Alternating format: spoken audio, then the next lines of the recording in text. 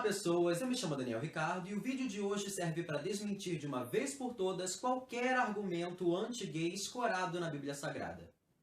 Para começo de conversa, a palavra homossexual não possui equivalente nem no grego e nem no hebraico bíblico. A palavra homossexual é uma palavra de origem recente, datada de aproximadamente 150 anos e tendo aparecido pela primeira vez na Bíblia na edição revisada de 1946. Ou seja, antes de 1946, a palavra homossexual nunca sequer constou na Bíblia. Aí você me pergunta, como a palavra homossexual foi parar tantas vezes na Bíblia Sagrada? É isso que você vai descobrir. Não existe palavra nem no grego e nem no hebraico bíblico para sodomia e sodomita. O uso dessas palavras é contemporâneo. Sodomita na Bíblia pode significar simplesmente habitante de Sodoma, assim como Moabita significa habitante de Moabe e não um novo tipo de Pokémon.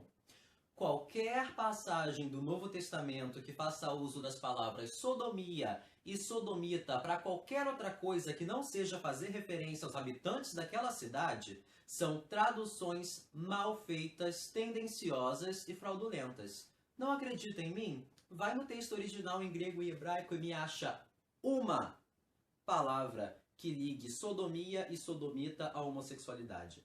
Você nem vai encontrar sodomia e sodomita para começos de conversa. Sodoma está entre as passagens bíblicas favoritas de certas pessoas para oprimir homossexuais, devido à tentativa de estupro coletivo dos habitantes de Sodoma para com os anjos hospedados na casa de Ló. Seria uma pena para ele se em Gênesis 18 ficasse provado que a destruição de Sodoma foi premeditada e Deus enviou seus anjos à casa de Ló para alertá-lo da destruição de Sodoma. O que faz com que esfreguem Sodoma na nossa cara até criar farelo é o fato de Gênesis 19, versículo 4, descrever que homens da cidade estavam cercando a casa de Ló para estuprar coletivamente os anjos, o que teria provocado a ira do Senhor. Ideia essa que já se provou falsa, uma vez que em Gênesis 18 fica provado que Deus já havia ordenado a destruição da cidade bem antes disso. Seria uma pena também se no texto original em hebraico e até mesmo nas primeiras traduções gregas a palavra traduzida hoje como homem fosse na verdade uma palavra ambígua que inclui homem e mulher. Mas se mesmo assim alguém quiser discutir que eram somente homens cercando a casa de Ló e que isso provocou a ira do Senhor, usar um caso isolado de estupro coletivo para condenar relações homossexuais é no mínimo o uso burro e desonesto da palavra de Deus. Se o argumento não foi o suficiente para você, Ezequiel 16, do versículo 49 ao 50, deixa claro o motivo da destruição de Sodoma. Eis que esta foi a iniquidade de Sodoma, tua irmã. Soberba, fartura de pão e abundância de ociosidade teve ela e suas filhas, mas nunca fortaleceu a mão do pobre e do necessitado. Tornaram-se soberbos e fizeram abominações diante de mim. Portanto, vendo eu isto, as tirei dali. E se não foi o suficiente para você, vamos ver o que o próprio Jesus Cristo tem a dizer sobre o motivo da destruição de Sodoma. E em qualquer cidade que entrardes e vos receberem, comei do que vos for oferecido. E curai os enfermos que nela houver. E dizei-lhes, é chegado a vós o reino de Deus. Mas em qualquer cidade que entrardes e vos não receberem, saindo por suas ruas, dizei, até o pó que da vossa cidade se nos pegou, sacudimos sobre vós. Sabei com tudo isto que já o reino de Deus é chegado a vós. E digo-vos que mais tolerância haverá naquele dia para Sodoma do que para aquela cidade.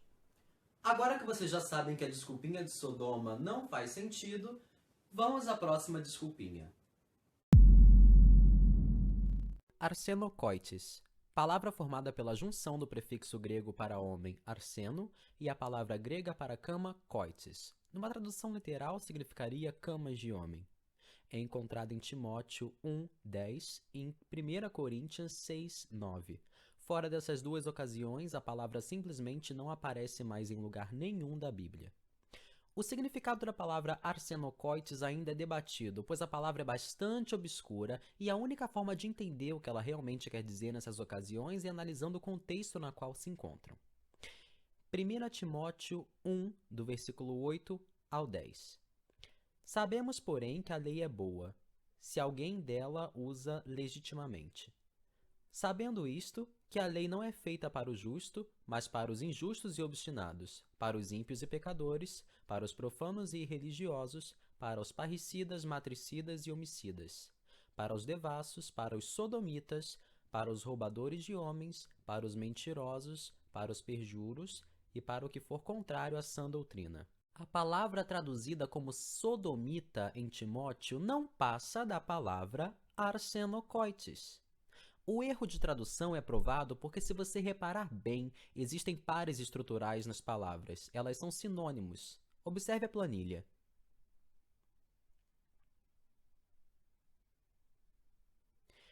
Temos 2 sinônimos na fileira A, 2 na B, 2 na C, 3 tipos de homicídio na D e mais sinônimos na F.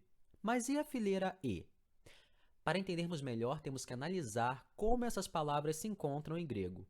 As palavras são pornos, andrapodistes e, adivinhem só, arsenokoites, que juntas nesse contexto significam prostitutos e traficantes de escravos, e não sodomita, muito menos homossexual.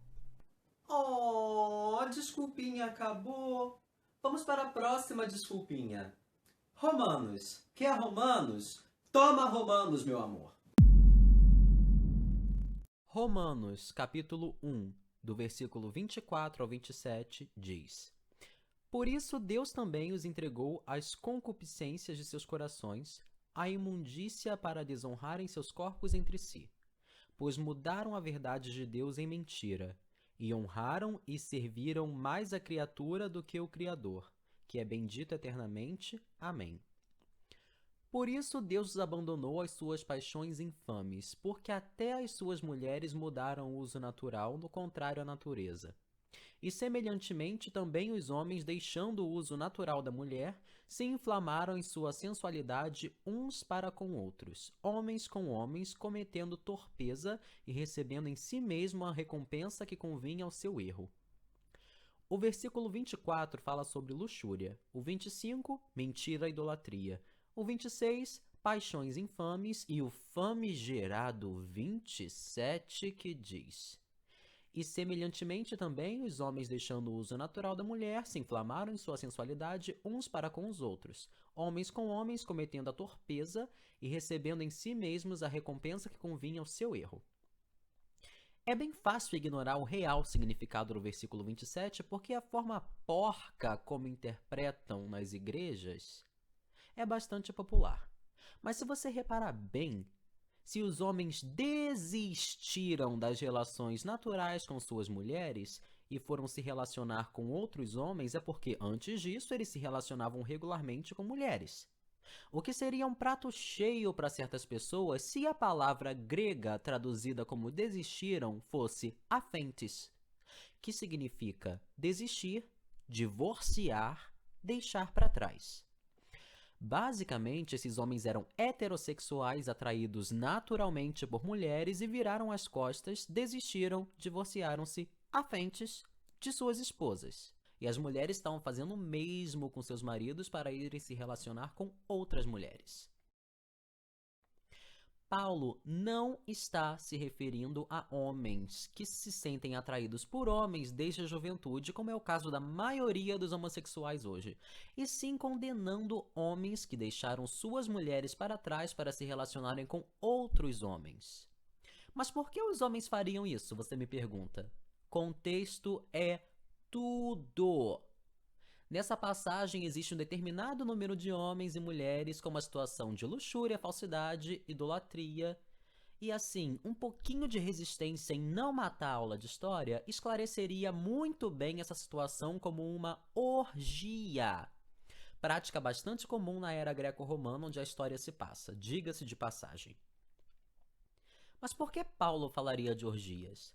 Basta pesquisar as práticas pagãs contemporâneas a Paulo para se dar conta de que orgias sagradas dedicadas à deidade Baal aconteciam no Monte Peor, em Moabe. Nessas orgias, famílias inteiras faziam sexo sem ligar a mínima para os laços familiares, e faz total sentido para Paulo condenar essas práticas. Agora, com o contexto histórico e religioso em mente, releia Romanos 1, do 24 ao 27. Que diferente que ficou, né? Isolar o versículo 26 e 27, distorcer o contexto para condenar homossexuais, não passa de uma projeção do seu próprio preconceito. E mesmo que esses dois versículos isolados e fora de contexto valessem de alguma coisa, seria apenas para condenar heterossexuais que abandonaram suas mulheres para ter relações homossexuais e jamais homossexuais que já são assim desde jovens.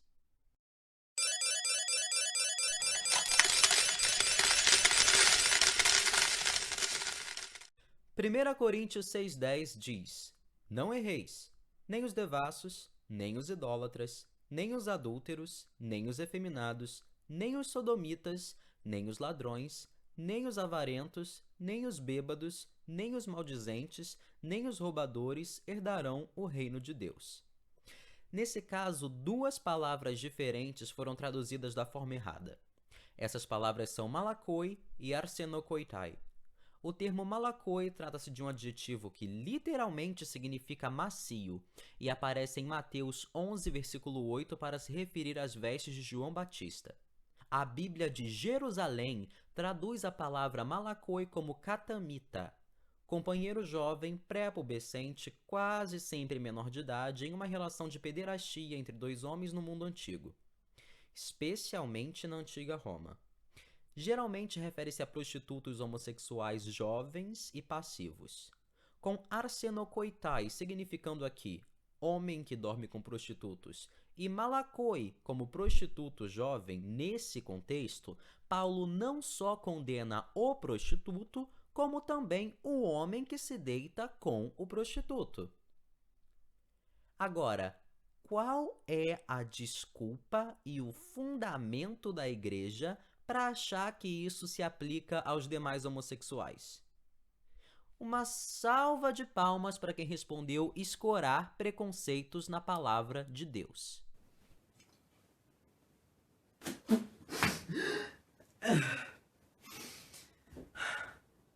Gênesis acabou. Mas agora vem a minha desculpinha favorita, a desculpinha que eu vou pisar com o maior prazer do mundo. Estão prontos para Levítico?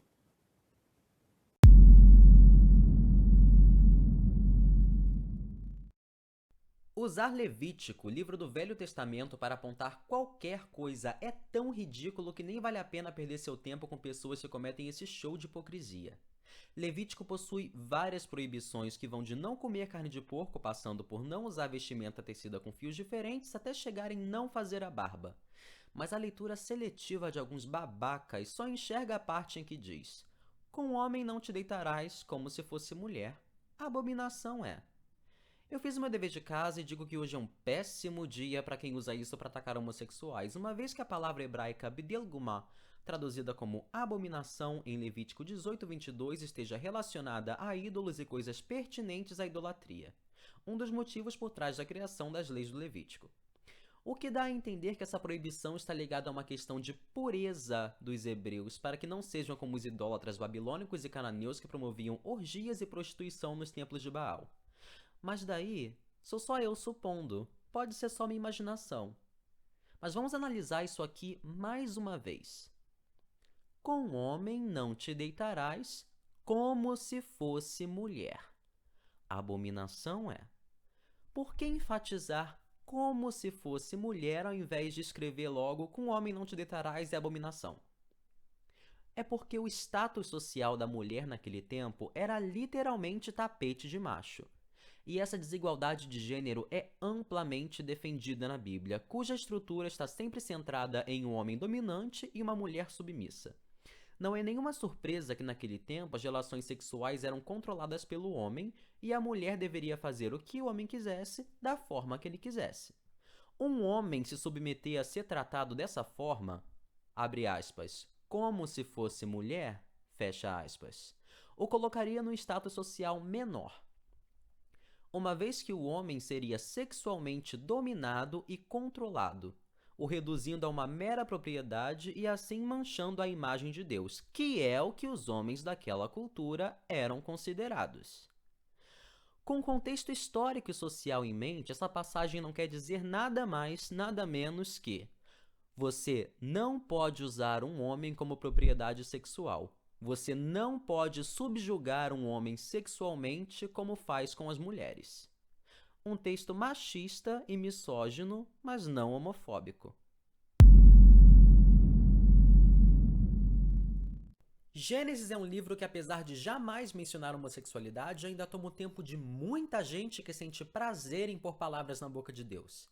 O livro de Gênesis busca explicar de onde viemos e a única forma, tanto naquele tempo quanto hoje para a criação da vida, é a união de macho e fêmea. E eu não estou aqui para desmentir porque eu já assisti minhas aulas de educação sexual e eu não sou idiota. Mas é completamente equivocado usar Gênesis para condenar homossexuais pelo simples fato da homossexualidade não ser mencionada na criação. Porque, segundo essa lógica, Gênesis não menciona amizade e celibato, por exemplo, e mesmo assim sabemos que amizade e celibato não são abominações perante os olhos do Senhor. Você só enxerga a homossexualidade como abominação em Gênesis porque você quer. Até porque essa lógica de que Gênesis condena a homossexualidade também condenaria o próprio Jesus Cristo, uma vez que Jesus viveu uma vida de celibato e o celibato não é mencionado na criação. Conhecereis a verdade e a verdade vos libertará. Vocês não vão conseguir tirar esse vídeo da internet. Vocês não vão conseguir tirar os questionamentos que esse vídeo levantou da cabeça de quem assistiu. E vocês não têm como contestar esse vídeo sem passar por cima das escrituras sagradas de Deus e do seu Filho Jesus. Então, em nome de todos os que um dia já foram oprimidos por esse sistema de mentiras, deixo aqui minha homenagem.